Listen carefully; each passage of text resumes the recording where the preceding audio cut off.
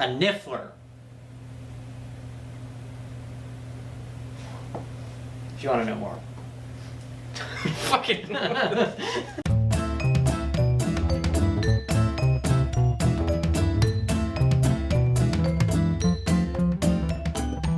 Fantastic Beasts. And where to find them? We watched the movie, and we're gonna talk about it. Talk about this a little bit. So we're both huge fans of Harry Potter and the Harry Potter world. Yeah. You know, the movies came out like right whenever I turned like 11, Yeah. 10 or 11. So it was like perfect time. Yeah. I was the same age as Harry Potter, and we just. Fun little fact for you. What? I did not like Harry Potter when it was first introduced to me. My grandmother forced me to listen to her read the book, What? and I didn't like it. What the fuck is wrong? But then I saw the book sitting on the shelf one day. I was like, fell in love with it since then. Fell in love with it. It's amazing. Anyways, we watched the movie, and let's give it a synopsis. This is based off of stories from an author of a book that was in Harry the Potter book. world. Yeah. Newt Scamander. Yeah, he is basically like a zoologist. Like, he likes to take care of animals and stuff. Yeah.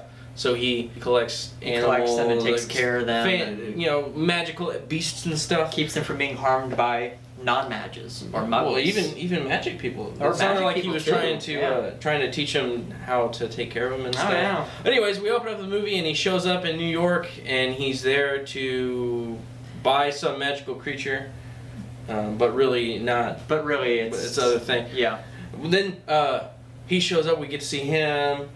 Then we're introduced to Jacob. Yeah. Because they mix their cases up. Yeah, and then we get some hijinks in a bank with a niffler. Yeah. Where he likes to steal all the monies and stuff, and it's fun. Fun fact: favorite beast of the entire movie was the niffler. Oh, I like the little. Oh, the little What is it called? Bowtruckle. Bowtruckle. Yeah. Yeah, I like the little Bowtruckle Bowtruckle too. Then we meet the villain, which is Colin Farrell. His character. Mr. Graves. Mr. Graves. Which, oddly enough. Don't spoil it. No, I'm just gonna say, just a fun little fact for you. It's kind of coincidental that the first letter of his name is G. We'll get back to that later. But anyways, then we meet him at the rubble of this scene, and people are saying they saw a shadow and There's some some shit crazy going on. stuff. What's going on? Whoa. And then we meet these crazy like zealot people that are against magic. Like they think that there's witches and wizards. Yeah. And they're like, we gotta kill them all. And They they're just on don't know like how awesome they're on the steps of magic is. the bank and stuff, and they're like, we gotta kill them, and that's kind of where we set up that story. Yeah. And then we meet the other two lead characters. So we met Newt, we met Jacob, then Queenie. we meet. Oh no, we meet Tina. We meet the other two lead characters. One of them is an ex-Auror, which is like a FBI agent. And she's really bland, and her acting kind of sucks. Just okay. We don't even get to that part. I'm sorry. We meet her, Cliff and then we notes. meet her sister, and the things happen. Fucking just watch. She reads minds. Yeah, she can get in those minds. Which kind of feel kind of awkward because if she read my mind, Well, what I obviously, think when I'm looking at her. the first thing she said was like most men say the same thing in their head whenever they see me, so she knows how it is. Sorry. Anyways, that's the movie basically, and some shit happens, and some beasts get out, and we have to find them. Yep. Fantastic beasts. And that's the whole movie. Where do we find them? In New Everywhere. York. There's a little seed planted in there too. What? There's some stirrings at the beginning of the movie about a dark wizard. What? About What? a guy named Grindelwald. Grindelwald. Now that name sounds familiar. Anyways, that's the story. Let's get into our points. What did you like about it? I liked Queenie.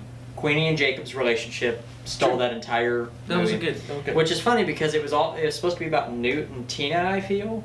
Yeah, but that didn't really ever kind of. That didn't fruition at all. Yeah. Queenie and I feel Jacob. like they were more like real good friends. I was rooting more for Jacob and Queenie. The entire time they had this cute little awkward relationship. That was and, pretty good. Spoilers at the end when they look at each other and smile. I was just like, yeah! I think my favorite part was I like Newt. Okay, I'm going to explain to you what I thought when I first saw him. He reminds me, and I swear to God, you can quote me on this and people are going to say this.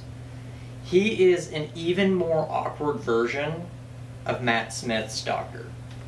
That's what I liked about him. He had a cool take on it, and you even got a little note whenever he was in the room of all of the government people, and they said, "This is Newt Scamander," and I says, "Oh, is it whatever Scamander, the war hero?" And he said, "Oh no, this is his brother." That's his brother. He was like the younger brother, the kind of awkward. I feel like he played that character really well. Like he took it as like, nobody likes me. He even said, I annoy people. And he's got this like quirk where he can quite look at somebody. He doesn't want to look at you in the eye. I just liked his character a lot. I liked the way he played it. It was a very cool take on. Absolutely. Because it never said anything in the other books of how he acted. It was just a name on one of the textbooks that they needed. Yeah. So he could do whatever he wanted, and he kind of took this cool little. And he's a Hufflepuff. Sure, yeah. Who cares about Hufflepuff? Right? Hufflepuffs, I guess. Hey, there's Hufflepuffs out there. I'm not one. I'm a Ravenclaw.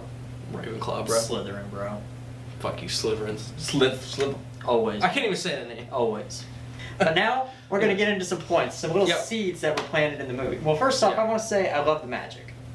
Like the potion or the drink he drinks and it makes you fucking laugh. Oh yeah. Yeah, whenever they go to like the bar, the cantina scene from Star Wars. Yeah, with all the little different stuff. Oh wait, wrong movie. But yeah, the magic was good. I liked it. See, always something new in the Wizarding World. I liked also the scene where they go into his bag.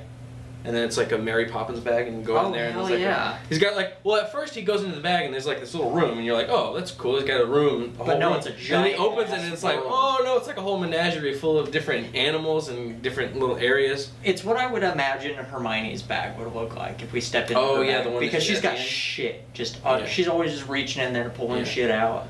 Another thing about the character and how Eddie Redmayne played it is you really believed that he cared about the animals. Oh yeah. Like whenever they take his bag away and he says, "Don't hurt the animals, don't hurt the animals." Like, you can tell he cared. That he cares about the animals. He did an excellent job. Yeah, he's so good. Yeah. He's been good in everything I've seen him in. I'm glad they cast him as that, but it kind of sucks because apparently he's not going to be the main character in the next couple movies. They're supposed to kind of like shift him back a little bit to move forward to other characters. Yeah, he was so good though. I hope they do more of these not connected directly to the Harry Potter like main story, and they do more like, because there's so much history that there could be told in all the years leading up to it. I mean, you could do all kinds of stuff. Yeah. It's kind of like Star Wars. You can just go on forever in like the history and your own little stories. I mean, you could do like the founding of Hogwarts. You can do like a young. Dumbledore story, that's what's getting ready to happen. That's what they're talking about. We'll get to that in a second. But yeah, I mean, there's so many things you could do. So many opportunities. So many more things you could do with the. And honestly, I don't even care what they do because Newt Scamander, I didn't give two fucks about him. He's just a guy that wrote the book. Yeah, but they made him care. They made a movie and they made you care about him. So they can do that about any character, really. Yeah, dude. If they did a prequel like a James and Lily movie. I'd watch that. Where they're in you see they did a Marauders movie, and if there was them in.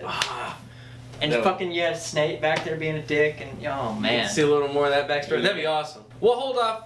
We're gonna make this a two-parter. We're gonna do the parts that we didn't like, and we're gonna talk about what's to come. And we're gonna talk about some more spoilery things because there's some shit that's apparently about to go down. Yeah. So overall, though, I found it pretty fun. I enjoyed it. It wasn't a Harry Potter movie, so don't go in expecting Harry Potter, obviously. I think that's what a lot of people were thinking. It was still pretty fun. It was cool seeing the magic again.